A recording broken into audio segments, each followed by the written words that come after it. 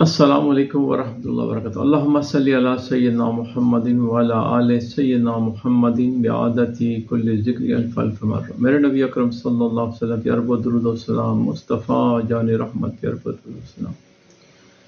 تو آج جو میں نسخہ لے کے حاضر ہوا ہوں وہ ہے قوت با کے لیے، پٹھوں کی طاقت کے لیے، اور اس کو کھائیں گے تو انشاءاللہ خیر و برکت ہوگی۔ بہترین لبوب ہے، اس کو بنائیں اور کھائیں اور اللہ کی رحمت کے مزے لوٹیں۔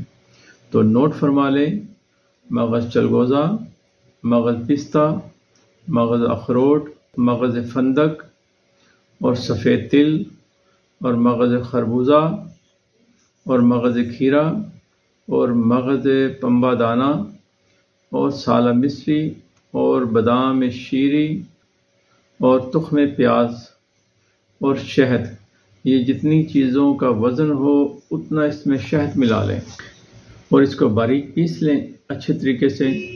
جب باریک ہو جائیں اور چھاننی میں اس کو چھان کے اچھے طریقے سے، اس کے بعد اس میں شہد ملا دیں۔ جتنا وزن اس صفوف کا ہو اتنا ہی اس میں شہد ملا لیں۔